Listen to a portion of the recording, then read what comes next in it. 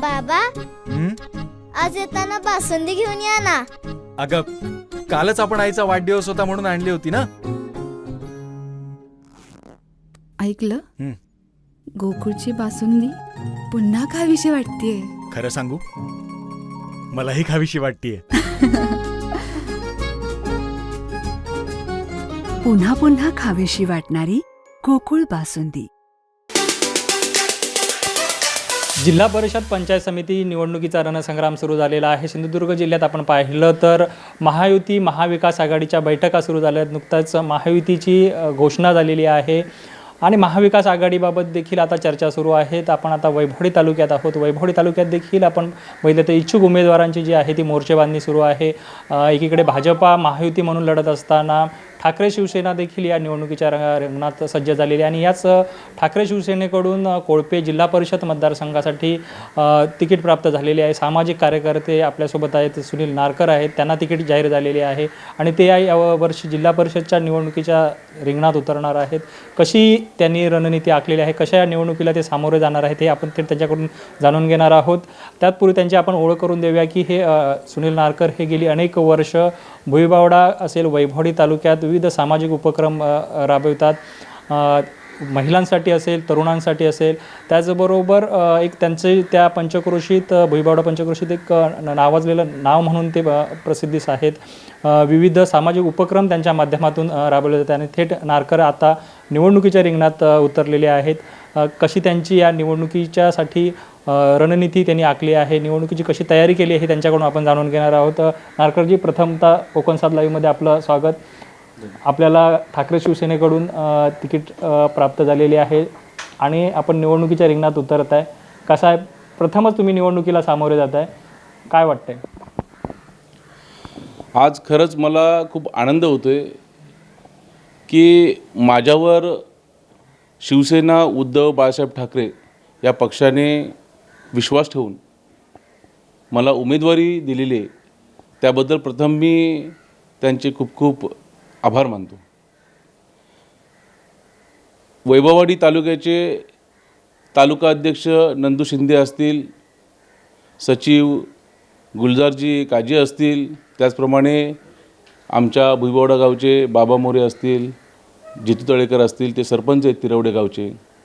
ह्या सर्वच आमच्या विभागातील लोकांनी मला खूप तिकीट मिळण्यासाठी खरंच खूप मदत केली.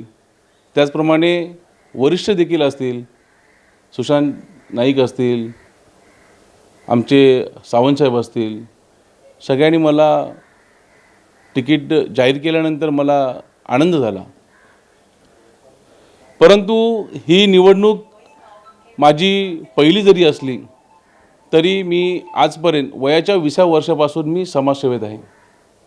मी कधीही विचार केला नव्हता की मी राजकारणात जाईन, परंतु आज राजकारणात येण्यामागे काही वेगळी उद्दिष्ट आहेत.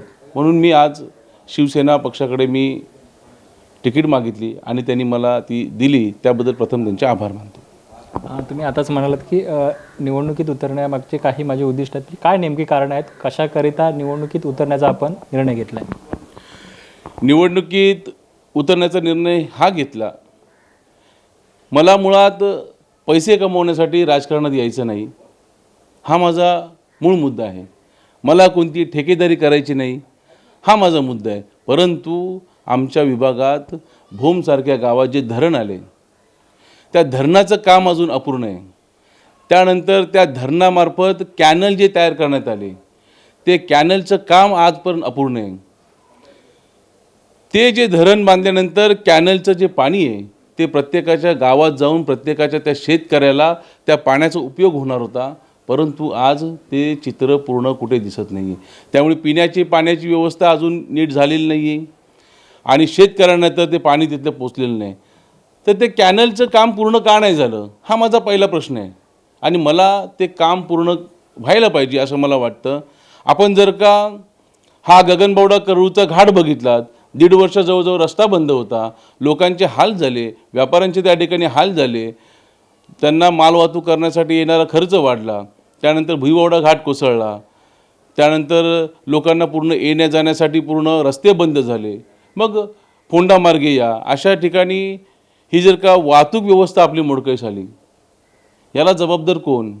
ही कामं कशी होणार?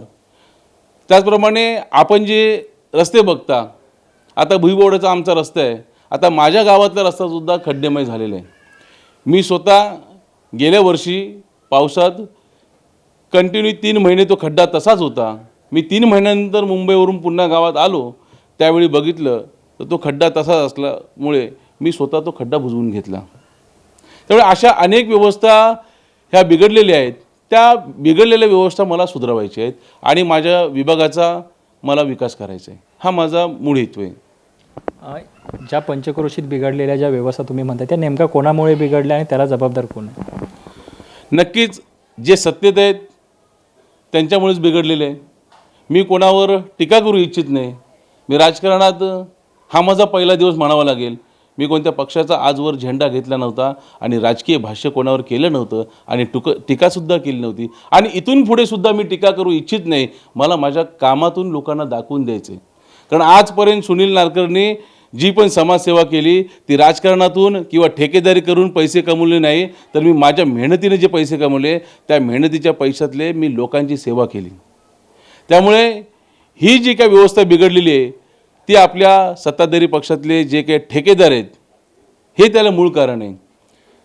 या ठिकाणी मंत्र्यांनी त्यांना विचारलं पाहिजे, ज्यांना ठेकेदारी दिले तो ठेकेदार व्यवस्थित आहे का? परंतु त्या सत्ताधारी पक्षातले ठेकेदार असल्यामुळे त्यांना विचारणार कोण? हा मूळ मुद्दा आहे. त्यामुळे ही जी व्यवस्था आहे ही पूर्ण व्यवस्था कोलमडलेली आहे. ही व्यवस्था आता मला इथून पुढे सुधारायची आहे.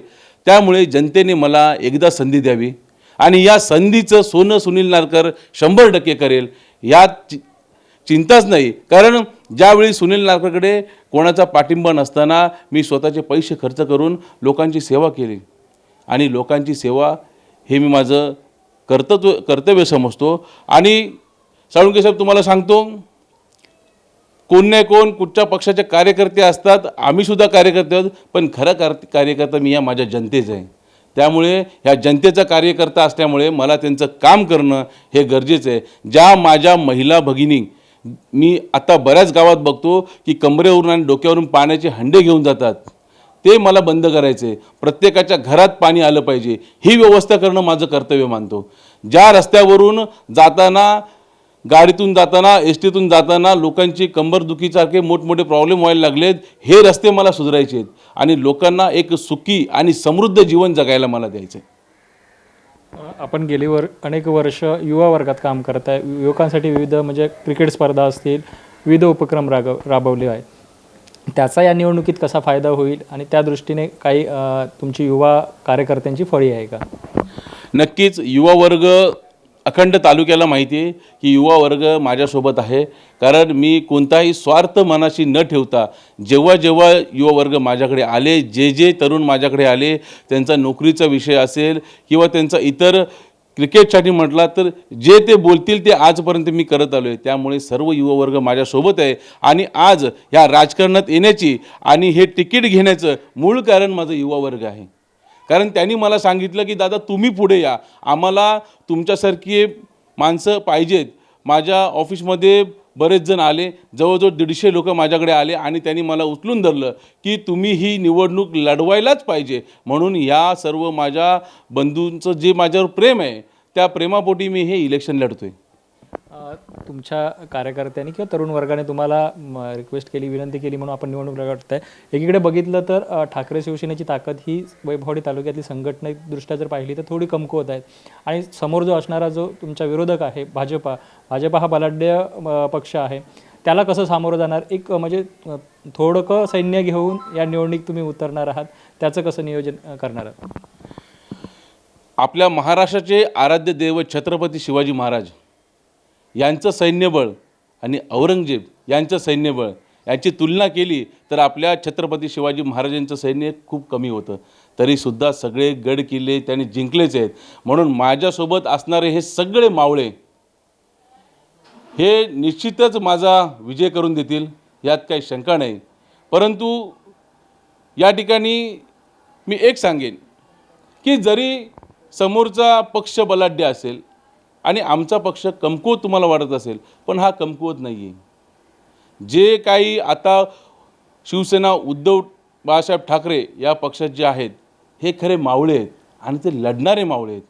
त्यामुळे लढणारे मावळे कधी पाठी फिरत नाहीत. त्यामुळे आम्ही ही लढाई ही 100% लढणार आणि ती लढाई आमच्या जनतेकडून आम्हाला त्याचा 100% रिझल्ट ते आम्हाला जनता देणार आहे, एवढं नक्की. नारकरजी, गेली अनेक वर्ष आपण या भुईबावडा पंचक्रोशी असेल किंवा तालुक्यातल्या विविध भागात फिरलात.